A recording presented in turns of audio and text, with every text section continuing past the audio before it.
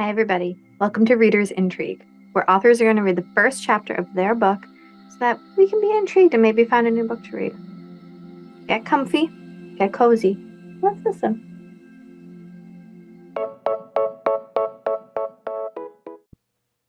Hi, Randy Lee. Thanks for inviting me today. I'm delighted to be here. My name is Jane Baird Warren, and I'm an author. I'm speaking to you today from the beautiful Eastern Townships in Quebec, Canada, but I've lived all over the world, in the United Kingdom, the United Arab Emirates, the Netherlands, and I've traveled even further.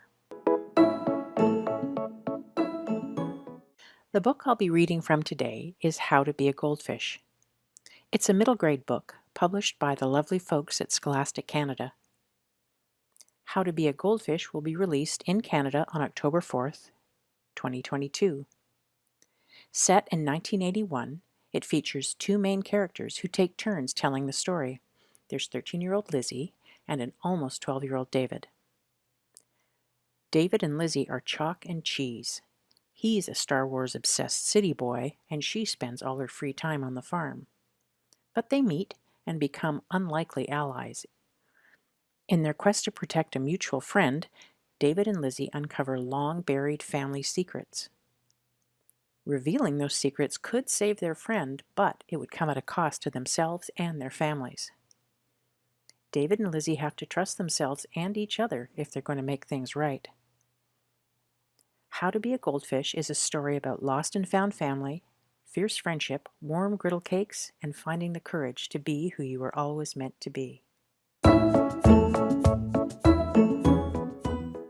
Chapter 1. Lizzie. I bet there aren't many kids who can say social studies changed their life, but it changed mine. It really did. If it weren't for social studies, Harry's farm would be history, and I would never have figured out who David was. He'd be just some city kid who passed through Scotch Gully one day in May. It was last period, and I was busting for school to be over so I could get outside. The grass was thick and green. The gullies, those hillside ditches that gave our town its name, were still fat with spring runoff. The sky was blue and cloudless, and at Harry's, the ewes were due to lamb any day. Harry was the closest thing I had to a grandfather. And great as he was, to him I was still a kid, so when he said I could name the firstborn lamb, I knew he expected a cute kid name like Curly, Fluffy, or Snowflake, but I had my own ideas. For a ewe lamb, I'd narrowed it down to Barbara or Tina Ballerina. Harry wouldn't get it, but I thought it was hilarious. I grinned just thinking about the look on his face when I told him. That grin disappeared when I walked into social studies and saw the maps pulled down and covering both sides of the chalkboard. Those maps rolled down like that meant we were about to have a pop quiz. By the time I took my seat, kids were buzzing like a nest of angry yellow jackets. "Settle down," Miss Gambecourt said. "It is not a quiz." "Then what is it?" Gordon McInnes asked. "A special project." Gordon groaned so loudly he sounded like a cow in a branding chute. "Ah, come on, Miss G," he said. "Please don't make us sit in the library. It's way too nice to be stuck inside." "You won't need the school's encyclopedias for this project, Gordon." Miss G walked to the world map. She pulled the chrome handle down, then let it go. The map rolled up into its case smooth as corn silk, and that's saying something since that map had been around so long that some of the countries had new names. Underneath that map, in blue chalk, it said, "Every family has a hero." I guess that's true. My mom's dad died fighting in World War II, and my grandma lost 3 uncles in World War I. I want you to discover firsthand that history isn't just dates and places in a textbook or encyclopedia. History happens to people. Each one of you, Miss G said, will interview a family member. Your assignment is to find out what their life was like and uncover the challenges they faced. I put up my hand. "Yes, Lizzie?" "Can we write about someone who's not alive anymore?" "No, it has to be someone you can actually interview." Reluctantly, I pointed at the chalkboard. "But that says every family has a hero." Miss G tipped her head to the side like she didn't understand.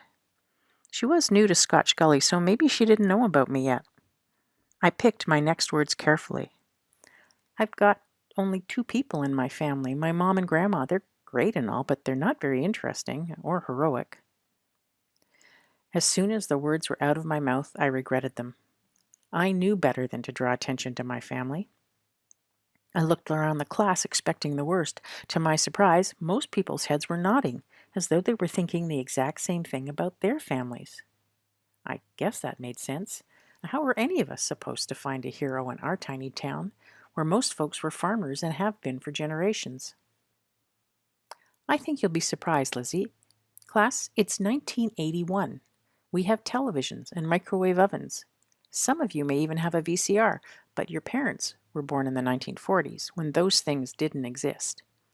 Some houses didn't even have indoor plumbing. Ask your grandparents what it was like to use an outhouse when it was minus 20 degrees. I didn't see how using an outdoor privy in the winter made someone a hero, but I didn't want to invite trouble by drawing even more attention to my family, so I kept my mouth shut this time. You look doubtful, Lizzie, Miss G said. What do you think makes someone a hero? I don't know, I answered. Fighting in a war, I guess. Good. Any other ideas, class? Pulling someone from a burning building, Gordon said. Kids started calling out more answers, saving folks from earthquakes, tornadoes, tidal waves, and all manner of natural disasters, none of which had ever happened here in Scotch Gully. Like I said, this isn't a place for heroes. Those are all fine ideas, said Miss G. Can we agree to call them action heroes? Yeah, like Han Solo, Gordon called, and the class started buzzing again. A whole year after The Empire Strikes Back came out, and the boys in my class were still nuts for Star Wars. It's all they talked about on the school bus. That and hockey. Settle down, class. Once things got quiet, Miss G explained, not all heroes leap into the fray. There are quiet heroes too, people who take a stand to protect the weak or to right the wrongs. Like on the news last night, Carolyn Cousin said. I like Carolyn. Her dad and granddad were the county vets, and she liked animals as much as me. Explain, Carolyn. Well, it said on the news there was going to be another rally in Toronto this afternoon because of those 300 men who got arrested in February for being gay and because of how badly the police treated them. My dad said Margaret Atwood gave a speech at that last big rally, so people like that, who try to help, would be quiet heroes, right? Exactly, Carolyn, Miss G said. Then she pointed right at me. At least I thought so. But it wasn't me she was looking at, it was Bethany in the desk behind me. Bethany Budge is what my grandma calls a piece of work. She's had it in for me as long as I can remember. I try to avoid her, but that's not easy. Scotch Gully is a small town, and our school is even smaller. Yes, Bethany, Miss G asked. My grandmother says all the gays are going to hell. Bam! Just like that, in the space of a finger snap, the whole classroom went silent. All eyes were on Miss G, waiting to see what she'd do.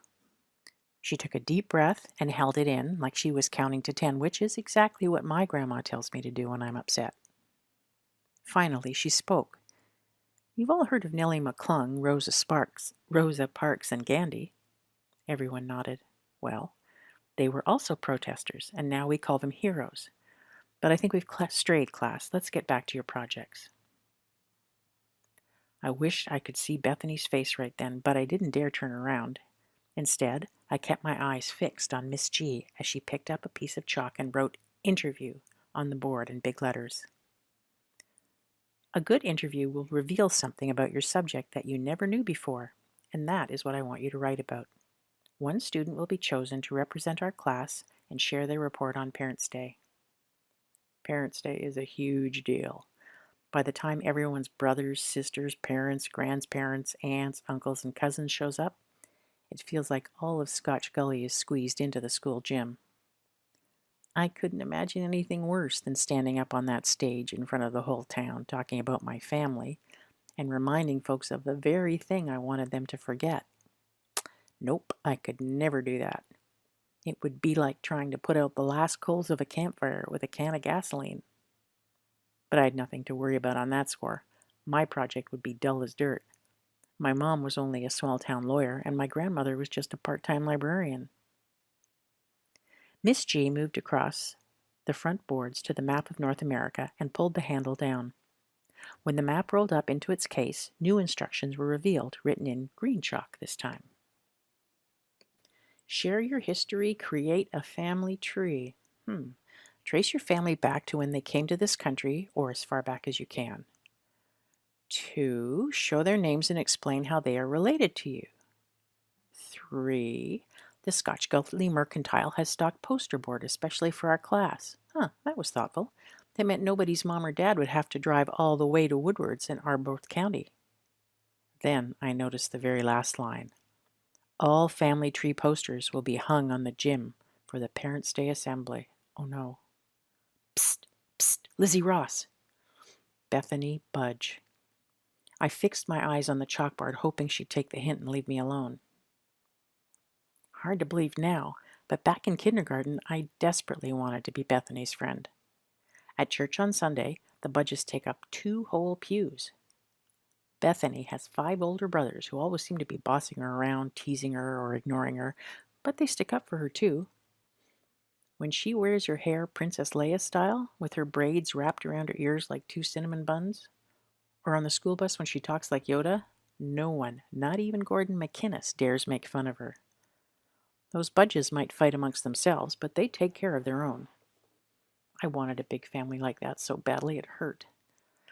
Between polio and 2 world wars, there are only 3 people left in my family. I mean, I love my mom and grandma, I do, but it's always just the 3 of us at home, and sometimes the quiet feels thick and too heavy. Back in kindergarten, when I asked Bethany to be my recess buddy, she made a face and said, "My gran says I'm not allowed to play with you." Then she shoved me. It wasn't hard, but I was so startled I fell down and landed on my backside. "Hey, Lizzie Ross," Bethany said, in a voice low enough not to attract the teacher's attention. "I'm talking to you." I wished with all my heart that Bethany would just hush up, but I'd never been able to wish Bethany Budge away. It's like Grandma always said, if wishes were horses, then beggars would ride.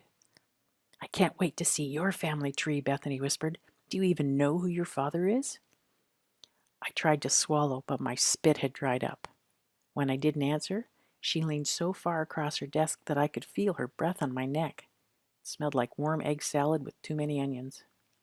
"My gran says you're a bastard," Bethany whispered. "She says your mom's hippie ways are a bad influence on the whole town." I should have turned around and faced her then. I should have defended my mom and told Bethany to shut her mouth, but I didn't. Some dogs drop their tails and slink their bellies low when you catch them out. Other dogs are fighters, stand their ground and growl like they've got angels behind them. Bethany was like that, a fighter. Calling her out would only make things worse. My hands clenched and unclenched. I tried counting to 10, but I only got to 3 before Bethany spit whispered again. "My gran says in the old days, bastards like you got adopted out to real families." I knew I shouldn't let anything Bethany said bother me. I knew she was just being a mouthpiece for her grandmother, but I couldn't help it. It hurt. I blinked really fast to make the tears stop. Then, like it was the most important thing in the world, I opened my notebook and copied all the project instructions word for word. When the school bell finally rang, I grabbed my stuff, shoved it in my backpack as fast as I could, and ran for the school bus. I had to get a front row seat. Not even Bethany Budge would dare pick a fight within earshot of Mr. Carson, our bus driver.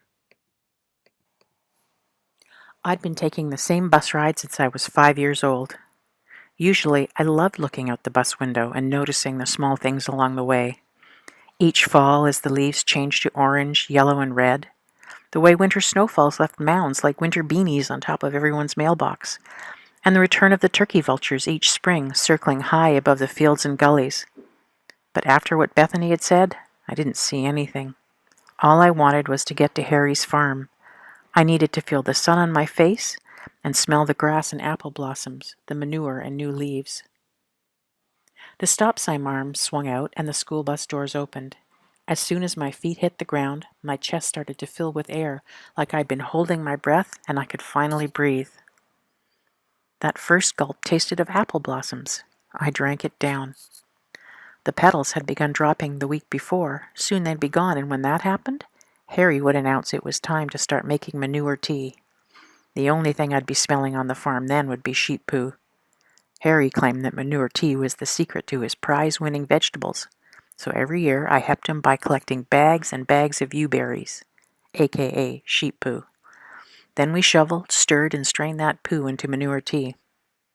That's life on a farm, Harry always said. Some things stink, but others are downright beautiful. Today had been a stinker. I needed a little dog love. Expo, I called as I walked to the farmhouse. Where was he? He usually met the bus, tail wagging, and walked with me up the long drive. Hey, Expo! There was still no sign of him by the time I reached the front pasture. Just the ewes grazing, their bellies fat with baby lambs. It wouldn't be long now. I was almost at the farmhouse by the time I spotted Expo, and when I did, it almost made me forget about Bethany. Expo was riding behind Harry on the ancient tractor, tongue out and paws up on Harry's shoulders as the tractor bounced, groaned, and growled its way along. The tractor pulled an old trailer, the one Harry made ages ago, back when my mom was a kid and used to come here after school like I do now. Today, that trailer was piled high with willow switches. I knew what that meant. Harry and Expo had been down to the creek. Expo barked when he saw me, and Harry slowed the tractor way down. A few years ago, Expo would have just jumped off while the tractor was moving and raced toward me. These days, he waited for it to almost stop before he climbed down, careful to look for footholds at every step. He was limping again, favoring his right side. My worry must have shown on my face because Harry called, "He's okay, Lizzie. He's been chasing rabbits afternoon. He's just knackered." Harry's good like that, saying things a person needs to hear. I smiled a thank you, then asked, "Did he catch any?" Harry shook his head. "Those rabbits get quicker every year." That was to make me feel better, too. "Looks like a good willow harvest, Harry. I'll help you unload and sort." I wasn't ready to talk about school yet. First, we'll have our snack. On the porch? Of course. Now off and wash your hands. Harry put the tractor in gear. It moved, coughing and belching around the back of the house to the old cast-iron bathtub that Harry found at the town dump a few years back and dragged home to soak his willow branches. He called that taking the spite out of the willow. I left my backpack on the porch and then headed inside to the kitchen sink. Expo was close on my heels. He knew what was coming next. If the smell of fresh-baked zucchini bread made my mouth water, Expo would be leaving a snail trail of drool all across Harry's clean floors. In the kitchen, 2 fresh loaves sat on a wire rack beside the stove. After I washed up, I readied a tray with 2 plates, 2 glasses, a jar of last year's apple jam, and a pot of butter. I cut 3 slices of zucchini bread and put them on a plate, one each for me, Harry, and Expo, but Expo's never been much for waiting. He was head-butting my leg, greedy old thing. "I'd never forget you, boy," I said, scratching him behind the ears where he liked it best. Aw, what the heck. I sliced him an extra piece and fed it to him quick before Harry got back. Don't tell on me. I took a carton of milk from the fridge, added it to the tray, and carried everything out to the porch. By the time I got there, Harry was already climbing the porch steps. I always liked this part of the day, just Harry and me, sitting together still and quiet, listening to the frogs and crickets. I didn't want to spoil that by talking about my trouble at school, so I said, "So, Harry, how long did it take you to get that old tractor started this time?" "A little longer each year," he answered, "but nothing that a little duct tape, a lot of patience, and one of Mrs. McGrath's hairpins can't fix." Harry was always naming things around the farm for Mrs. McGrath. Those hairpins, the heavy black roasting pan that was big enough to cook a whole piglet, the beat-up white coffee percolator with the 3 blue cornflowers on the side that he claimed made the world's best coffee, the upright piano in the parlor, and even the enormous enamel tub we used when it was time to wrestle Expo into a bath. Harry called them all Mrs. McGrath's this and Mrs. McGrath's that. When I was little, I imagined that there was an enormous Mrs. McGrath factory somewhere in the city that made it all. "Better not lose Mrs. McGrath's hairpin, Harry, or you might have to use your bodkin next time you need to clean the spark plugs." Harry pretended to look horrified, and I laughed some more. Harry's bodkin was precious. It's the tool he used to make his willow furniture. "You know, Lizzie, I could teach you." how to make baskets, and you could sell them with me at the farmers markets. That's what your mother did back when she was your age and came here after school." One corner of Harry's mouth turned up in a half smile. "That mother of yours," he said, shaking his head slowly from side to side, "was mad for horses. Making willow baskets was how she saved enough to get one. It could be a good way for you to start saving." "Saving for what? I don't want a horse." "Well, there must be something you want, Lizzie. Everyone's got some secret wish." I did, it's true. But I could sell 1,000 baskets and make a pile of money and never get any closer. My secret wish wasn't something you could buy. What I dreamed about was sitting around a Thanksgiving table, elbow to elbow with brothers, sisters, aunts, uncles, and cousins, or filling up an entire church pew with my very own family. Thinking about my secret wish made me think about school and having to hang our family tree posters in the gym for Parents' Day. I hated knowing it would remind folks how different my family was from theirs, and I worried that Bethany's gran would start up her back fence talking about Mom and me again. I looked up at Harry. He was looking right back at me. "Did something happen at school today, Lizzie?" I nodded. Harry always could tell when I was chewing on a problem. "I got some trouble, Harry." While I dug out my notebook from my backpack, I told him everything Bethany had said. Then I opened the book to the page where I'd written the instructions for the social studies assignment. I handed it to Harry. He read it, slowly. When he was done, he set it in his lap and said, "Oh dear. You see how bad this is, right? I don't know anything about my father or his family. Bethany Budge has already started taking pokes, and it's not like I can talk to Mom. She doesn't think there's a problem. She'll just tell me to hold my head high and say our family has nothing to be ashamed of. But, Harry, I'm not that brave." "You're plenty brave, Lizzie." I shook my head. "Mom's brave. She doesn't care what folks say or think." "That's true, but sometimes I wonder." "Wonder what, Harry?" "Well, has your mother been able to make those brave choices as an adult because of how safe and secure she felt growing up here?" "Ah, you mean because she never had to explain why her dad wasn't around." I shrugged. "I guess you're right. Everyone in town knows that Grandfather Ross died in the war. Plus, it's plain as white bread that her parents were married. Grandma was a Sinclair when she left Scotch Gully and a Ross when she came back."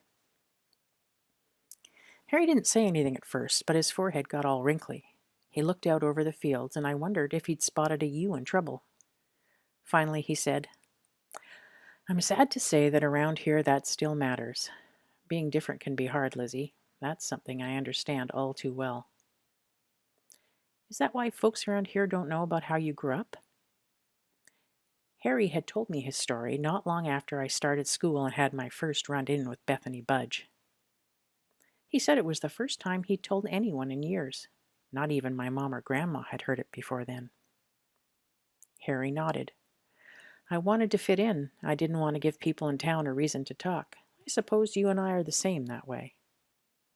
He was right, but I still had a problem. For kids in my class, making a family tree was no big deal. Scotch Gully was the kind of place where folks married right out of high school, and most stayed together even when they fought like cats and dogs.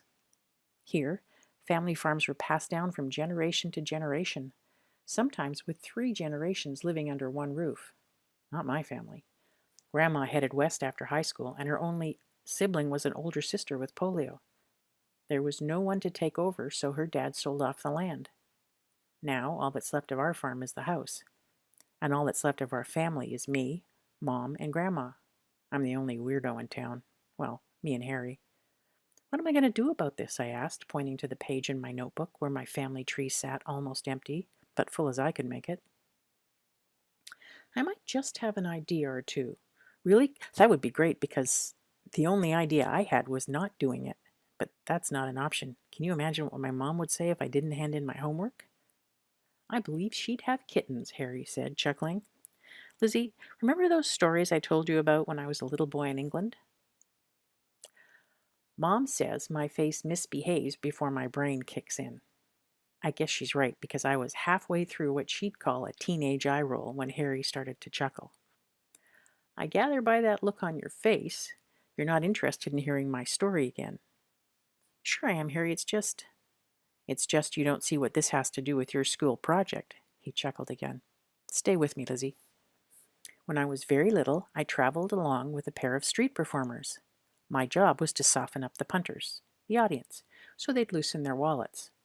All I needed to do was look like the pitiful child I was. My earliest memory is being propped up at the side of a road and given a tin cup to rattle, while she sang songs or told fortunes and he played the fiddle or did magic tricks, and, yes, he even picked some pockets. I remember Harry.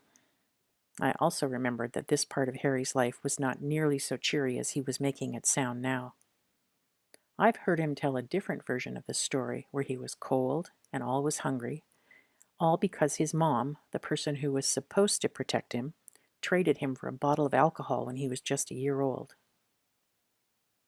Harry said, I was with those performers almost 3 years. I knew their act inside and out, and while some of it became dull, like seeing the same skits and hearing the same songs over and over, I never got tired of watching them do magic. Harry, how does any of this help me? Magic? Ah, Harry. I couldn't hide my disappointment. He smiled, then leaned forward and ruffled my hair. Do you know how magicians do what they do, Lizzie? I know it's not magic. Fair enough, Harry chuckled, but have you heard of misdirection? He stretched his right hand to the side, reaching as far over the porch railing as he could go. A magician will do something over here, Harry said, wiggling his fingers. Then suddenly he pointed to the orchard, his eyes all wide and surprised looking. I turned around to see what he was looking at, but there was nothing there. When I turned back, he was holding the last piece of zucchini bread. Misdirection, Harry said, and waggled his eyebrows. While you were busy looking where I was pointing, I had time to take this. Expo's head was on Harry's knee, and he was staring at that zucchini bread, looking hopeful and pitiful at the same time. Harry broke off a corner and fed it to him. Expo wasn't fooled, were you, boy? Okay, Harry, I get what misdirection is, but how's that going to help me? How about this for a start? He took my notebook and turned to the page where I'd tried to fill in my family tree. 5 names. That was all I had. Right beside the box labeled Father, Harry made a neat fold in the page, making my father's side of the tree disappear. I had to admit it solved a big problem. I couldn't have filled in those boxes. Even my mom didn't know much of anything about my father's family. But, Harry, people are still going to notice. It won't stop the gossip. Then add more misdirection. Keep their eyes so busy and entertained looking at your mother's side of the family that they don't have time to notice what's missing. Entertained how? A family tree's just a chart with names and dates. It can be whatever you make it, Lizzie. To start, you could put in pictures. Pictures were a good idea, but for the misdirection to really work, I'd need something more. Stories might work, if they were good ones. I've always liked the story of Grandfather Ross. The way Grandma told it, he was a real Scotsman, only 1 year off the boat and seeking to make a name for himself in this country when the war broke out. Grandma had just left Scotch Gully and gone west to join her sister. When she stepped off the train in Vancouver on Dominion Day, July 1st, 1940, she saw Philip Ross standing on the platform looking dashing in his uniform. Grandma said their eyes met and they both just knew. It was love at first sight. But Grandfather Ross had already enlisted. He knew he might have to ship out any day, so he didn't waste a minute, and just 10 short days after they met, he got down on one knee and proposed. They married at City Hall the very next day. Soon after, he got his orders and shipped out overseas. And not too long after that, Grandma found out she was pregnant with my mom. Then tragedy happened. Grandfather Ross's plane got shot down over Italy. He never got to meet his daughter, and my mom never got to meet her dad. Sort of like me. I never met my father either. The difference was Mom's dad was a war hero. I'm pretty sure mine wasn't. Grandma said my father got drafted into the American Army but didn't want to fight in Vietnam, so he ran north to Toronto.